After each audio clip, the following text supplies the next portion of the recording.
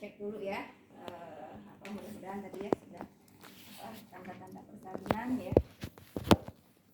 Kemudian kalau misalnya nanti ada tindakan-tindakan ya, bisa kita sampaikan juga ke pasien ya. Kalau misalnya nanti mungkin diperkirakan bayinya besar ya, mungkin nanti akan ada tindakan episiotomi, tumbuh pinggan ya, kita sampaikan juga. Atau pemberian obat-obatan ya untuk merangsang kontraksi rahim ya. Terus ya posisinya dosa recumbens ya, bukan lipotomi, dosa recumbens. Kalau lipotomi berat ya, dosa recumbens. Terus sebelumnya kita cuci tangan terlebih dahulu ya. Kita cuci tangan, kita pasang perlak.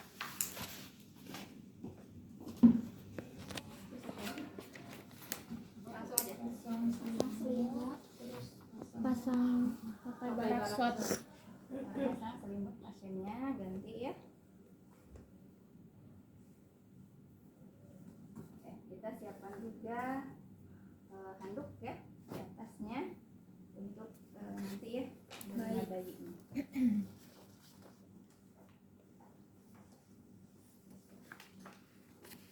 Kemudian pasang Barak shot. itu ceritanya di wadah ya.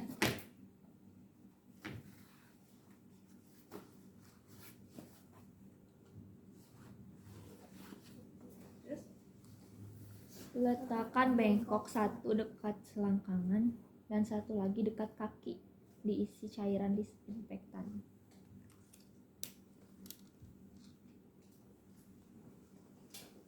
Ya, kita buka.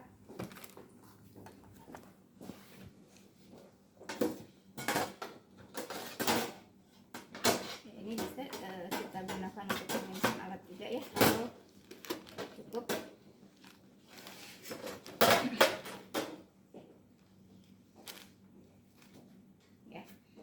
Ini posisinya sudah dibalik ya, dibalik, jadi kita bisa pegang langsung seperti ini. Atau kalau misalnya ada masih menggunakan korentang, boleh pakai korentang. Atau ya kalau misalnya pakai handphone yang steril, tinggal dibuka aja pakai handphone steril. Kalau ini kan gampang ya, kita pakai yang ini.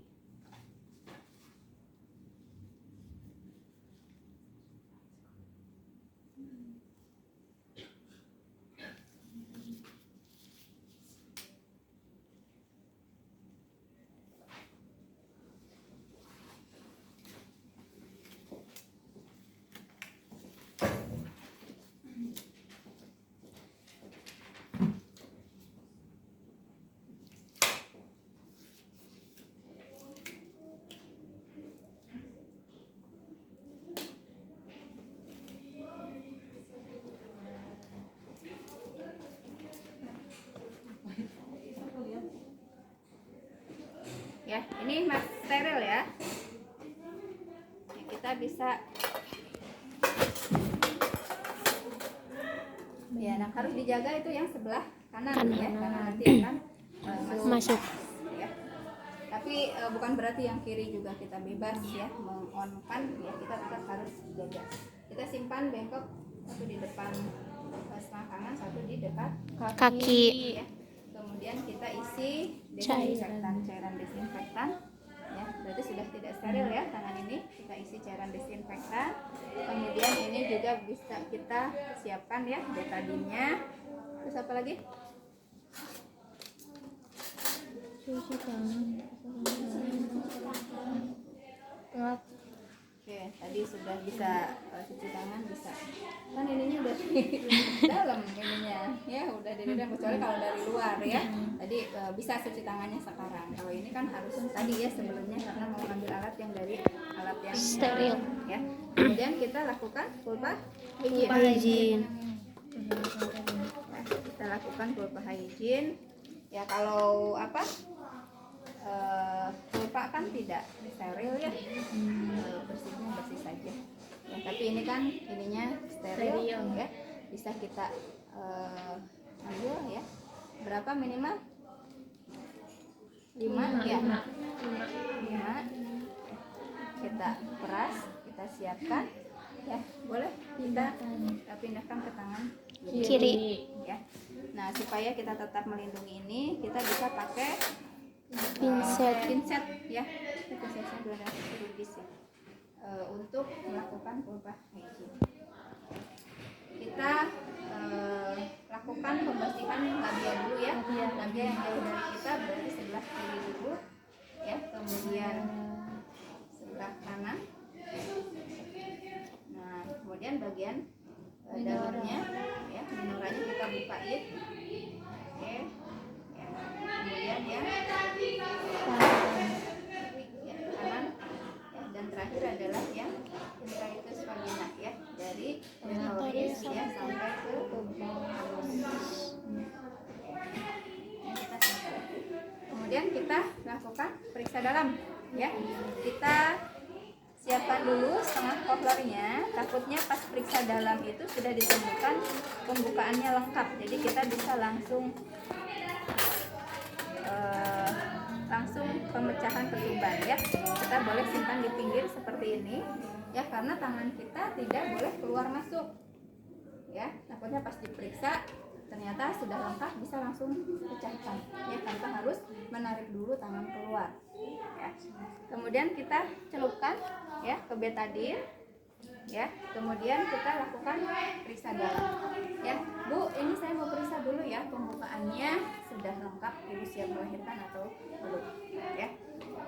Kita masukkan tangan ya dengan jari tengah dulu ya, jari telunjuknya ditekukan ya. Tangan yang satu kita simpan di fundus ya, di fundus pasien. Dianjurkan pasien untuk tarik nafas kalau merasa tidak nyaman ya. Tarik nafas nanti ya, masukkan, kita selusuri dulu. Saluran vagina itu kan ke dalam ya, ke bawah, kemudian baru lurus gitu ya, ikuti.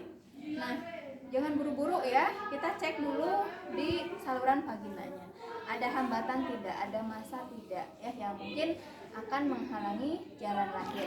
Kemudian dicek juga nih otot-otot vaginanya kaku atau tidak ya, dia mampu meregang dengan maksimal atau tidak ya. Dan masuk, kemudian nanti kita akan ketemu dengan mulut rahim, serviks ya.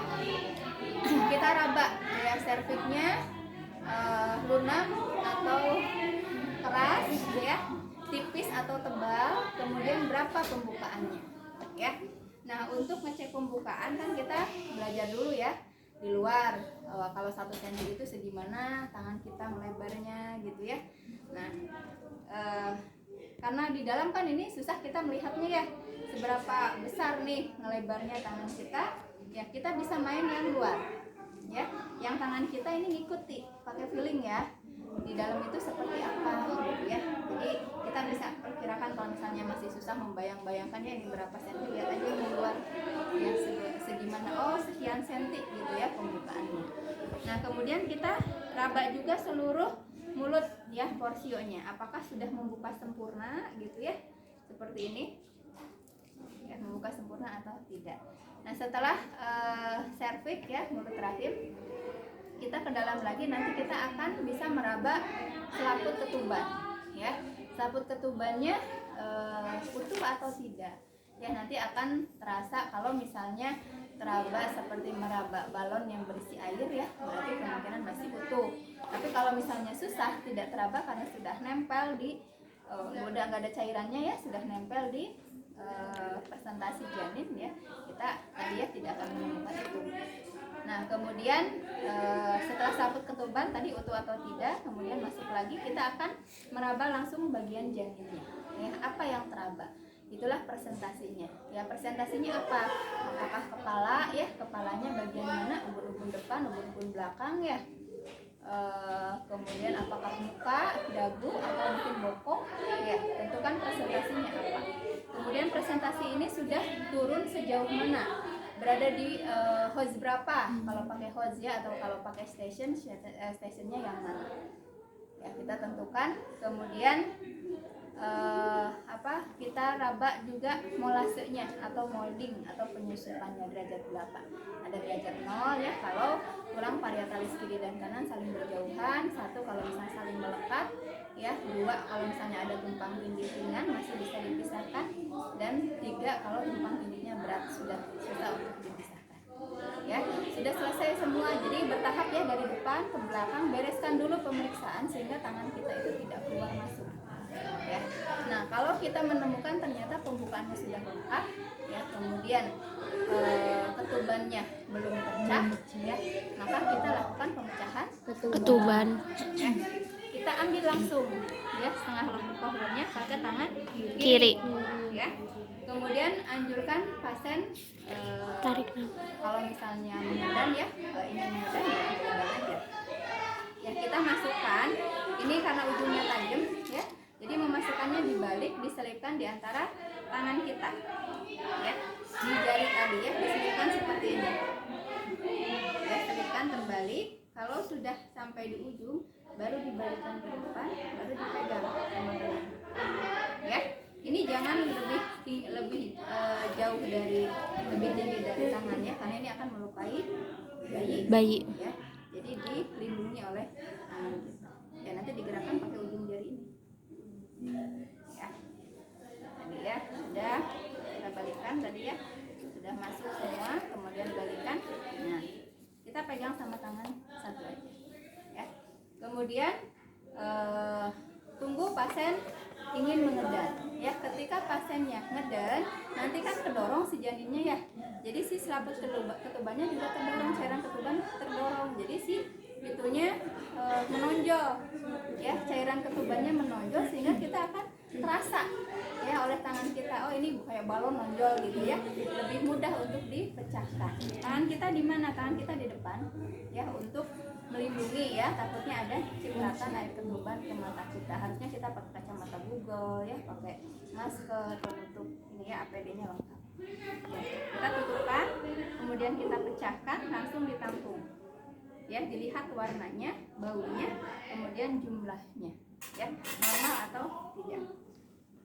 Oke, sudah selesai ya, kita siapkan untuk persalinan. Biasanya setelah pemecahan ketuban nanti keinginan mengedan ibu sudah tidak tertahankan ya, kita tinggal pimpin aja. Ayo Bu, sambil kita perhatikan daerah sini ya, sudah terlihat nggak si presentasinya di jalan lahir ya. Tadi ibunya ngeden ya, tinggal di ini aja ya. Ayo Bu ngeden, tangan kita nggak usah dulu nahan di sini ya, stenong di sini ya. Nanti lihat aja kalau memang sudah menonjol ya, sudah crowning namanya ya. Crowning itu jadi si kepala itu sudah terfiksasi, sudah diem gitu ya, di situ sekitar 5-8 cm udah banyak terlihatnya gitu. Tapi kalau masih maju mundur gitu ya, ketika ngeden ibunya dia maju, ketika ibunya berhenti dia mundur lagi ya, kita nggak usah tahan. Lihat aja nih, teregang nggak ya, perlu ditahan nggak. Kalau masih belum ya nggak usah pegal juga kita ya, lama. Oke, kita berikutnya apa, siapkan untuk menolong persalinan ya. Kita ganti handscoon-nya ya, ceritanya sudah diganti handscoon-nya, kemudian pasang duk steril. Ini ya, dianjurkan ibunya untuk angkat bokongnya, bersihkan. Kemudian nih jangan lupa pegangnya dari depan ya, karena ini steril.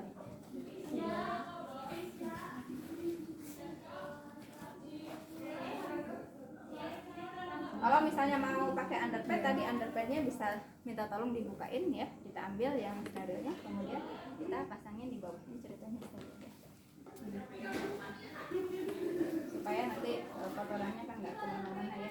Kalau misalnya pakai ini ya, sebenarnya yang duk kain tadi nggak usah, ini aja, cuma satu aja ya. Ini mah ibu praktekkan aja, apa di satu aja cukup ya, jadi biar sekali pakai juga cukup ya. Kemudian kita pasang duk bolongnya, pasangkan duk bolongnya sehingga melindungi daerah-daerah yang nggak perlu dipegang ya. Terus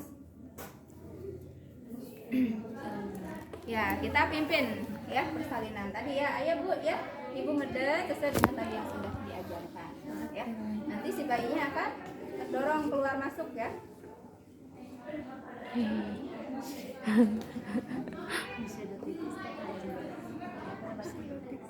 Nah, ya, dia akan gini ya posisinya. Ini yang idealnya seperti ini ya.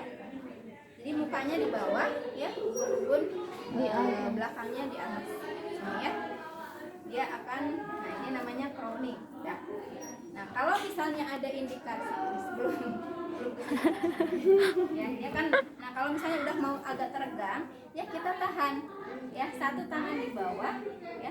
Ini harusnya makan ke perineum ya, tapi ini kan tanda kantong dia susah jauh. Ya, yang satu lagi di atas nahan klitoris supaya tidak robek ya.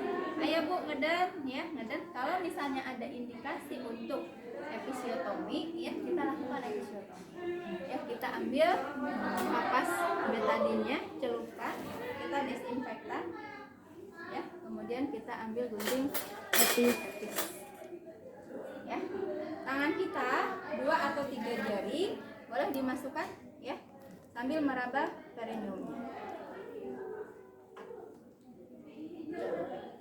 ya, diraba seperti ini ya. Jadi punggung tangan kita melindungi bagian bayi ya, bagian kepala. Ini bisa sambil diraba-raba. Sudah benar-benar tipis nggak ya. Nah, tetap ibunya suruh ngeden. Pada saat ngeden itulah ini bisa kita celupkan dulu ya ke betadin ya. Kita sudah siapkan di sini ya. Ayo Bu, ngeden Bu ya. Nah, pada saat ibunya ngeden lah, nanti kita lakukan pengguntingan mediolateral ya. Oke, kemudian kita bantu untuk melahirkan ya, karena ini nggak bisa keluar ya kalau ininya nggak dibuka. Ya. Oke, nah selanjutnya kita tahan seperti tadi terus ya. Ayo Bu, ngeden Bu ya, ngeden. Oke, ini yang atas sambil telapak tangannya ini menahan klitoris, ini jari-jarinya menahan kepala bayi supaya tidak defleksi maksimal ya. Oke, ayo ya, maju ya, bagus. Oke, stop ya. Kalau sudah keluar kepalanya ya, hentikan ya, nanti fraktur bahu ya. Oke, kemudian kita cek lilitan tali pusat ada tidak. Kalau ada kita keluarkan ya, tarik gitu ya, keluarkan. Kalau enggak longgar ya biarin aja. Tapi kalau misalnya mencekik ya, boleh kita potong ya, pakai klem yang tadi, yang 2 tadi ya, kita klem ya, klem ya, kemudian gunting ya. Kalau misalnya terlalu mencekik ya. Oke, nah setelah ini kita bisa langsung kita usap lap ya, keringkan ya mulut dan hidung bayi ya dari cairan dan lendir ibu ya. Bisa juga kita miringkan ya 45 derajat. Kita pakai yang pipet itu ya, kemudian kita bersihkan juga boleh ya.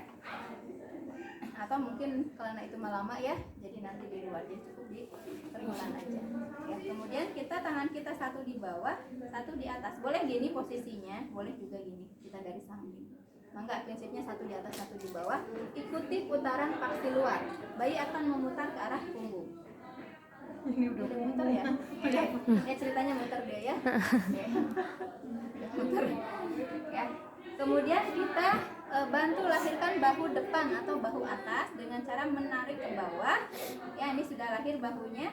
Kemudian kita tarik ke atas, ya, lahirkan bahu belakang. Ya, kemudian ini disangga, susur. Susurnya searah punggung ya. Susuri ya, tempelkan jari kita di ketiak atau di bokongnya. Ya, kemudian tarik. Ya. Ya, kita lihat bugarnya ya, tanda bugar ya, tanda bugar itu kalau bayi ya bergerak aktif kemudian memerah ya. Ya, kemudian kita boleh dikeringkan ya, keringkan ini badannya ya, kepala ya, dan badannya kecuali ekstremitas. Kemudian kita lakukan pemotongan tali pusat ya. Kita jepit tali pusat kurang lebih 5 cm ya dari pusat ya, kita jepitkan ya, tapi ini nggak diinikan karena bisa lagi ya. Kemudian kita pasang klem, jangan lupa diurut ya, karena ini ada pembuluh darahnya. Jadi diurut dulu, tahan, baru dipasang remnya supaya nanti tempat pengguntingannya tidak ada darahnya ya. Ini kurang lebih 2 cm ya, 2 atau 3 cm jaraknya. Boleh kita balikin ke sini biar nggak susah. Kemudian kita mau pakai lily wotan boleh, kalau saya sih Karagok ya, dipakai kasih betadine, di desinfektan dulu ya. Kemudian kita lakukan pemotongan tali pusat ya. Kita lindungi. Jadi kalau sudah di klem seperti ini, jangan pernah dibiarkan si klem ini tanpa dilindungi oleh tangan kita ya. Karena ini logam ya, bisa melukai pada janin. Pegang terus, kemudian kita gunting. Ini ceritanya sudah lepas ya. Nanti ini dia nempel. Ya, kemudian kita celupkan ke betadine ya, kita tutup.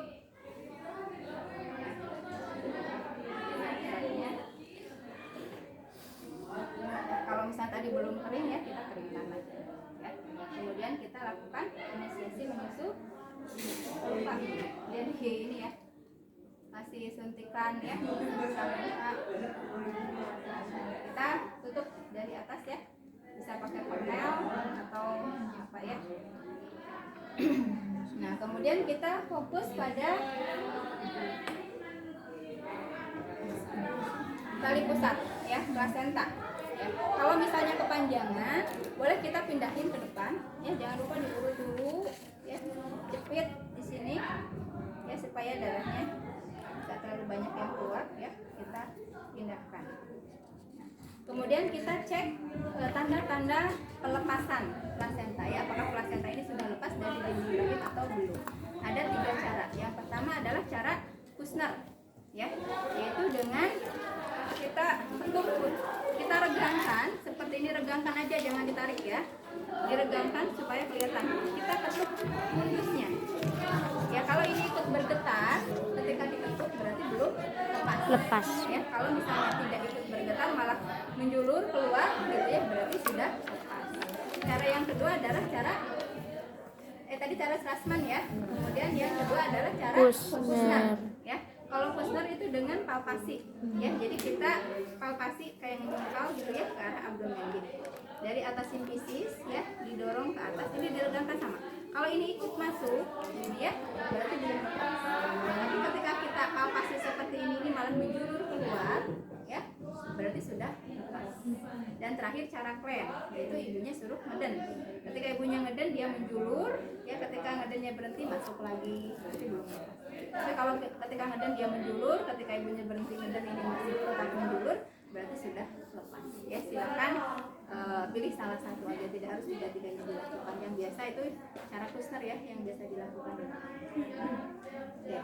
Nah kemudian nanti ada tanda-tanda akan lahirnya plasenta ya. Biasanya si rahim ibu akan kontraksi, membundar lagi, kemudian akan keluar darah tiba-tiba berwarna gelap ya, dan kita akan melihat ada massa di introitus ya, sudah terlihat jalan plasenta ya. Kita boleh minta ibu untuk ngeden ya, supaya mempermudah ya pengeluaran. Kita gulung ya biar nggak terlalu panjang. Ini licin ya, kalau ini diem, tapi kalau itu dia keluar lagi licin sekali ya. Oke, yang ngeden bu boleh ngeden. Oke, nah dia akan keluar. Kemudian kalau sudah ada di jalan lahir ya, introitus vagina, kita tangkap dengan 2 tangan, diputar ya searah jarum jam, pelan-pelan aja, nggak usah langsung ditarik ya, putar ya. Kalau misalnya di ujungnya masih ada tuh sisa-sisa, boleh kita pakai pinset ya, si selaput ketubannya ya, kita ambil. Ini ceritanya ada selaputnya tuh situs ya, kita ambil, pilih ya, tarik sedikit sampai lepas. Kemudian nanti kita kaji berapa ukuran plasenta. Yang boleh nanti aja. Kita fokus ke sini dulu ya. Kita lihat biasanya nanti akan ada keluaran ya. Kita bersihkan. Ya kita eksplorasi tadi ya, keluarannya bersihkan sambil dilihat nih, oh ada gumpalan gitu ya. Masih sampai benar-benar bersih ya, tidak ada sisa-sisa sisa-sisa jaringan, sisa-sisa selaput ketuban atau sisa-sisa selaput plasenta ya, atau jaringan plasenta sampai selesai. Nah, kalau tadi kan secukupnya ya. Kemudian kita lakukan, lupa oksitosin. Sebelum plasenta lahir, begitu bayi lahir, ini SOP ya, harus disuntik oksitosin. Sebelum plasenta lahir ya, begitu bayi keluar, ya sudah tadi dipotong, kemudian kita suntikan oksitosin dulu. Ya. Kenapa? Intramuskuler. Bukan apa? Ya, ibu. Untuk merangsang kontraksi, mencegah perdarahan ya setelah bayi lahir, sebelum plasenta. Nah, setelah plasenta lahir, kalau misalnya ada indikasi untuk diberikan ulang ya, karena mungkin kontraksinya nggak bagus gitu ya, perdarahannya nggak berhenti, boleh diberikan ulang ya. Tapi itu tidak wajib ya kalau yang kedua. Oke. Sudah ya, kemudian kita lakukan hecting. Ya, kita pasang tamponnya. Ya, nah ini kalau kotor ya ganti dulu ya, pasang lagi underpad ya, supaya kita juga pastinya nyaman ya, nggak kotor gitu. Ya, Mas, ini harusnya ada tali ya. Ini harusnya diikatnya pakai tali, ada benangnya agak panjang ya. Sehingga kalau ada perdarahan tuh nyerap ya, jadi tidak menghalangi luka yang mau dijahit. Kemudian kita lakukan hecting. Ya udah ya, kita hecting. Setelah selesai kita hecting ya, kita buka lagi, nanti akan keluar ya. Kita bersihkan lagi ya, bersihkan. Nah, setelah itu kita cek ya, apakah anusnya ikut terjahit atau tidak ya. Kita masukkan jari kelingking kita dari anus, kemudian agak angkat ini ya, diangkat sedikit. Nah, kita lihatnya dari vagina ya, lihat kerapihan jahitannya ya, apakah sudah terjahit semua atau ada yang belum terjahit. Biasanya akan ada keluar darah ya kalau ada bagian yang belum terjahit. Nah, kemudian kita ketika tangan kita bisa masuk melalui anus ya, berarti tidak terjahit anusnya. Kalau kita misalnya mentok macet ya, nggak bisa masuk ya, kemungkinan anusnya terjahit. Harus dibuka lagi ya.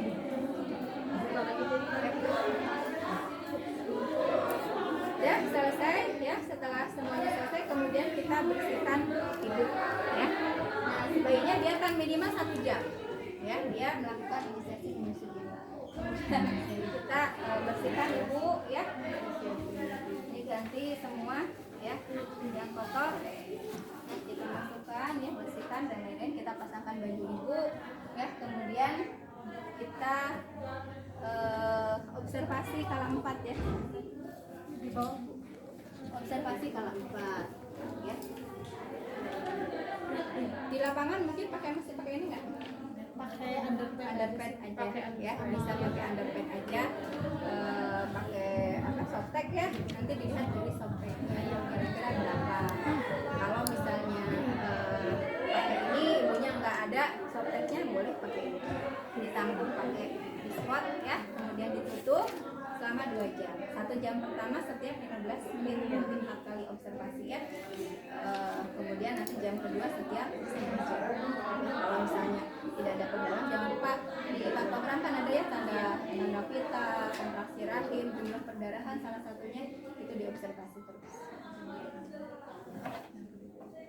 Oke. Nah, kemudian kita ya jangan lupa juga cek ya plasentanya ya. Tadi sebenarnya ketika sudah keluar ya, kita cek ya, minimal secara garis besarnya saja ada yang tertinggal enggak gitu ya. Lihat kalau selaputnya robek ya, kita bukakan aja, dibuka kemudian diraba jaringan kotiledonnya sebesar apa nih, tertinggal nggak di dalam. Kemudian kalau yang tertinggal biasanya ada kepungan ya, kalau ada yang copot gitu ya, tertinggal sebesar apa nanti tadi dicari ya. Berapa banyak, kemudian yang udah ketemu tempelkan, kira-kira ketutup nggak atau masih ada yang kurang lagi gitu ya, terus sampai ketemu, karena nanti akan merangsang terus perdarahan tidak berhenti ya. Nah, kita cek ya kira-kira berapa berat. Jadi nanti dibiasakan di rumah kalau ada gula setengah kilo ya, gini gimana sih beratnya kan sekitar 500-600 gram ya. Nah kemudian kita cek, lihat insersinya nih, ya insersi tali pusatnya nempelnya itu di tengah-tengah, sentral atau marginal di pinggir ya. Kemudian kita cek diameternya berapa.